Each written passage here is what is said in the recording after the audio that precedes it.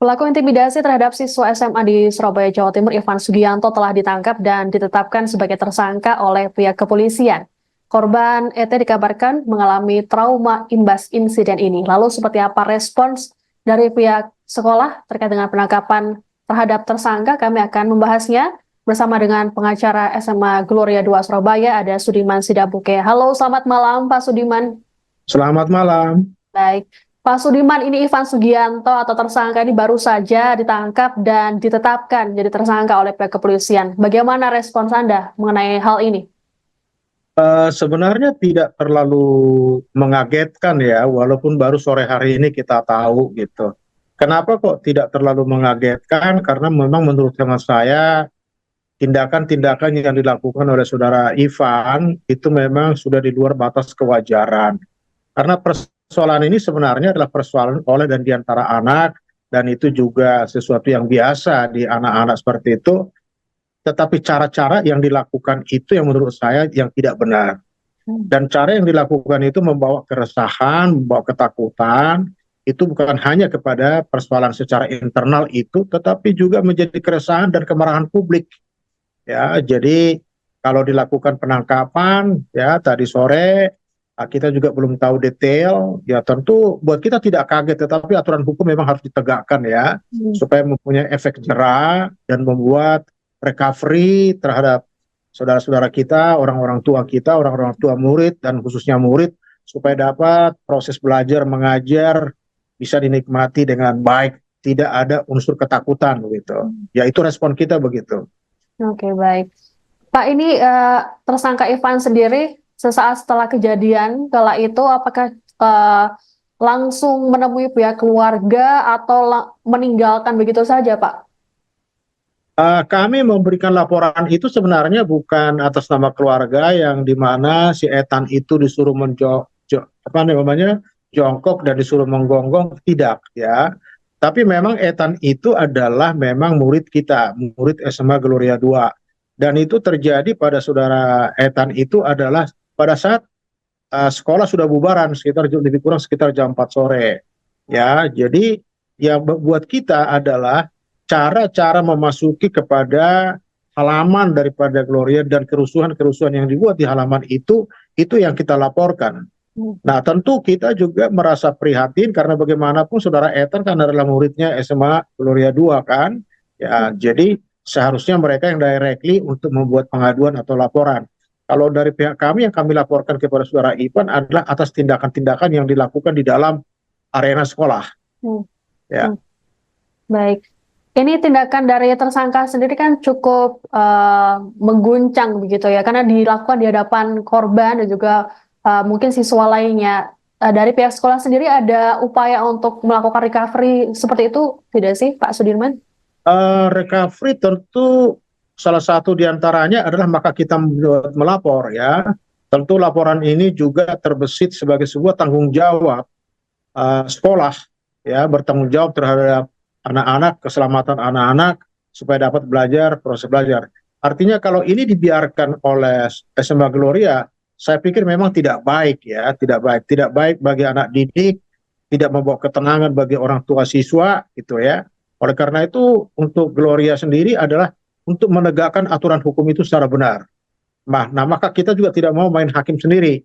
Kita selesaikan melalui prosedur yang benar. Bagaimana yang benar itu? Ya membuat pengaduan kepada Polrestabes Surabaya. Oke, baik. Pak, sebenarnya ini antara korban dan juga anak tersangka itu mengenal dekat atau hanya sekedar tahu saja? Sepengetahuan saya dan sependengaran saya, itu kan sekolah itu kan bertetangga ya. Satunya SMA Gloria II, satunya adalah sekolah Citahati. Nah, korban yang disuruh menggonggong itu adalah anak Gloria. Sedangkan yang katakanlah dibully itu adalah anak Citahati. Nah, pada saat itu ada pertandingan basket sesama rekan-rekan mereka, bukan atas nama fakultas secara resmi, tetapi adalah mereka bermain basket gitu ya di WTC ya. Nah, lalu mereka kemudian barangkali saling meledek gitu. Oleh karena itu pada waktu peristiwa itu terjadi pada tanggal 21 Juli pada hari Senin itu, lalu sudah ribut-ribut, semua pada guru-guru itu juga pada heran, ada apa gitu. Nah, jadi persoalannya sebenarnya spontanitas aja ya gitu loh. Oke. Sepele ya Pak antara anak begitu ya, siswa dengan Sangat orang sangat tua. sepele, sangat Hmm, sepele ya. Oke. Tapi dari korban sendiri ini kemudian saat ini eh, sudah masuk sekolah atau masih di rumah Pak? Jadi Ethan itu setelah peristiwa itu kan dia memang resah, jadi seperti kayak bagaimana ya, tidak tenang gitu ya. Nah, atas pandangan itu lalu kita suruh dia supaya kemudian istirahat. Lalu kita suruh istirahatkan dia selama 3 hari supaya recovery. Karena saya pikir siapapun, apalagi si usia begitu dengan cara seperti ini, pastilah tidak apa namanya tidak nyaman ya. Jadi kita suruh istirahat. Nah, tapi sekarang dia sudah mulai sekolah dan Oh, kondisinya sudah mulai recovery.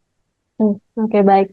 Ini kalau dari pihak sekolah tetap melanjutkan proses hukum karena ini demi kebaikan anak-anak juga. Kalau dari pihak keluarga korban sendiri seperti apa Pak?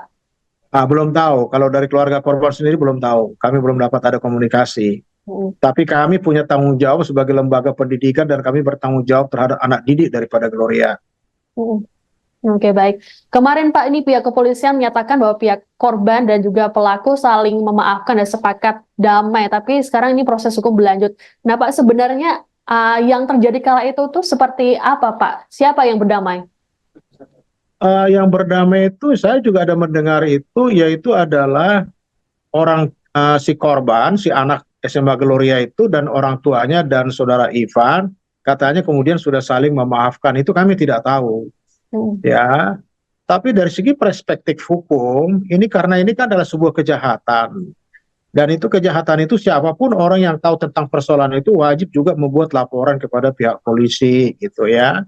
Nah untuk kasus-kasus tertentu karena ini sebuah kejahatan, even diantara mereka ada perdamaian atau saling memaafkan, tapi kalau hukum ditegakkan itu tetap juga bisa diproses. hmm. Karena ini bukan delik aduan itu ya.